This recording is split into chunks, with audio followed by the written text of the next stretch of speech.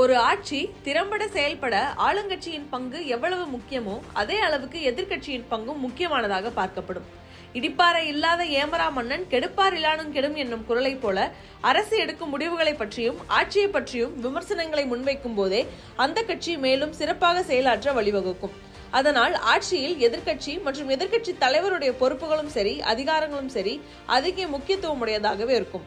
ஆனால் 2014ஆம் ஆண்டு தொடங்கி மோடி பிரதமராக பதவியேற்றதிலிருந்து கடந்த 10 ஆண்டுகளாக துரதிருஷ்டவசமாக எதிர்க்கட்சி தலைவர் பதவி காலியாக இருந்தது.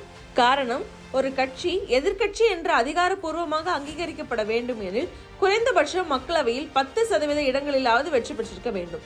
இந்தியாவின் மக்களவையில் 543 மக்களவை தொகுதிகள் இருப்பதால் அதில் 10% அதாவது 55 இடங்களிலாவது ஒரு கட்சி வென்றிருக்க வேண்டும். இந்தியாவின் பிரதான தேசிய கட்சியான காங்கிரஸ் 2014 தேர்தலில் 44 இடங்களையும் 2019 தேர்தலில் 52 இடங்களையும் மட்டுமே கைப்பற்றியிருந்ததால் எதிர்க்கட்சி என்ற அந்தஸ்தையும் இழந்திருந்தது. மக்களவையின் காங்கிரஸ் தலைவராக ஆதிர் ரஞ்சன் சௌத்ரியும் மாநிலங்களவையின் காங்கிரஸ் தலைவராக மல்லிகார்ஜுன கார்கேவும் பொறுப்பு வகித்து வந்தனர். ஆனால் அவர்களுக்கென்று எந்த ஒரு சிறப்பு அதிகாரமும் அரசியலமைப்பு சட்டத்தின்படியோ நாடாளுமன்ற கையேட்டின் வழிமுறைகள் படியோ வழங்கப்படாது. ஆனால் இப்போது நடந்து முடிந்திருக்கும் 2024 மக்களவைத் தேர்தலில் 99 தொகுதிகளில் வென்று காங்கிரஸ் கட்சி எதிர்க்கட்சி என்று அங்கீகரிக்கப்பட்டு ராகுல் காந்தி எதிர்க்கட்சி தலைவராகவும் தேர்ந்தெடுக்கப்பட்டிருக்கிறார். ஏற்கனவே காங்கிரசின் கூட்டத்தில் ராகுல் காந்தி தான் எதிர்க்கட்சி தலைவராக பதவியேற்க வேண்டும் என்று தீர்மானம் நிறைவேற்றப்பட்டிருந்தாலும் எந்தவித அதிகாரப்பூர்வமான தகவலும் வெளியாகாமல் இருந்தது. இப்போது அதிகாரப்பூர்வமாக 18வது மக்களவையின் எதிர்க்கட்சி தலைவராக பொறுப்பேற்று இருக்கிறார் ராகுல் காந்தி. இதன் மூலம் காங்கிரஸ் வரலாற்றில் 3வது எதிர்க்கட்சி தலைவராகிறார் ராகுல் காந்தி. இதற்கு முன்னர் 1989 to 90 VP சிங் ஆட்சி காலத்தில் ராகுலின் தந்தையும் முன்னாள் பிரதமருமான ராஜீவ் காந்தி எதிர்க்கட்சி தலைவராக இருந்தார். அதேபோல் 1999 முதல் 2004 வரையிலான வாஜ்பாய் ஆட்சி காலத்தில் சோனியா காந்தி எதிர்க்கட்சி தலைவராக பொறுப்பில் இருந்தார். தந்தை தாய்க்கு பிறகு இன்று மகன் எதிர்க்கட்சி தலைவர் பொறுப்பை ஏற்றிருக்கிறார். எதிர்க்கட்சி தலைவராக தன்னுடைய முதல் உரையிலேயே எதிர்க்கட்சிகளை பேச அனுமதிப்பதன் மூலம் இந்திய அரசியலமைப்பை காக்கும் உங்கள் கடமையை செய்வீர்கள் என்று 2வது முறையாக சபாநாயகராக தேர்ந்தெடுக்கப்பட்டிருக்கும் ஓம் பிர்லாவை வழிநடத்தினார் ராகுல் காந்தி.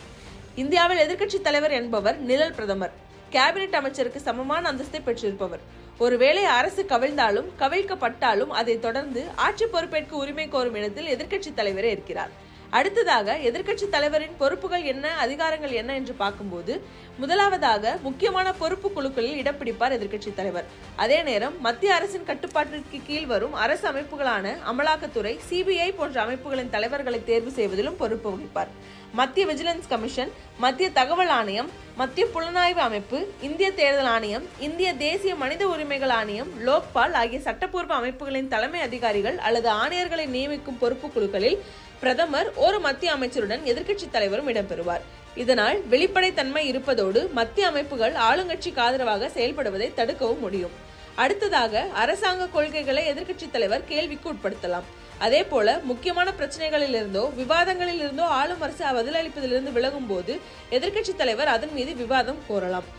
வெளிநாட்டு உறவுகள் மற்றும் பாதுகாப்பு கொள்கை போன்ற விஷயங்களில் பிரதமர் சில சமயங்களில் உறுதிமொழி எடுப்பதற்கு முன் எதிர்க்கட்சி தலைவரை கலந்தாலோசிக்கலாம். சிறுபான்மையினரின் அதிகாரப்பூர்வ செய்தி தொடர்பாளராக எதிர்க்கட்சி தலைவரே பொறுப்பில் இருப்பார். அதனால் சிறுபான்மையினரின் உரிமைகள் மீறப்படும் போது அதன் மீது நடவடிக்கை எடுக்க எதிர்க்கட்சி தலைவர் உத்தரவிடலாம். அதே போல எதிர்க்கட்சி தலைவராக தொடர்ந்து ஆளுங்கட்சிக்கு கவுண்டர் அட்டாக் கொடுக்கவும் ஒரு எதிர்க்கட்சி தலைவர் எப்பொழுதும் தயாராக இருக்க வேண்டும்.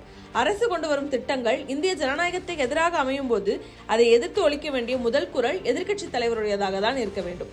அதே நேரம் எதிர்க்கட்சி தலைவருடைய கட்டுப்பாடு என்று பார்க்கும்போது சொந்த நாட்டில் இருக்கும்போது அவைக்கு உள்ளேயும் வெளியேயும் அரசை கடுமையாக விமர்சிக்கலாம். ஆனால் அண்டை நாடுகளில் இருக்கும்போது அதை தவிர்க்க வேண்டும். எதிர்க்கட்சியின் சலுகைகள் என்னென்ன என்று பார்க்கும்போது மக்களவையில் துணை சபாநாயகர் இருக்கைக்கு அருகில் உள்ள முன் வரிசையில் எதிர்க்கட்சி தலைவருக்கும் இருக்கை ஒதுக்கப்படும். நாடாளுமன்ற வளாகத்தில் செயலகம் மற்றும் இதர வசதிகளுடன் கூடிய அறை ஒதுக்கப்படும். அதே நேரம் எதிர்க்கட்சி தலைவரும் ஒரு தொகுதியில் வென்று MP ஆகியிருப்பவர் என்பதால் மற்ற MPகளுக்கு வழங்கப்படுவது போல் மாத சம்பளம், கூட்டத்தொடரின் போது தினசரி படிப்பணம், அலுவலக செலவு படிப்பணம், தொகுதி நிதி உள்ளிட்டவை வழங்கப்படும். மோடி அரசில் முதல் முறையாக எதிர்க்கட்சி தலைவர் பொறுப்பேற்றிருக்கிறார் என்பதால் எந்தவிதமான நெருக்கடி மோடி அரசுக்கு ஏற்படும், அதை அவர் எப்படி எதிர்கொள்ளப் போகிறார் என்ற கேள்வியும் எழுந்திருக்கிறது.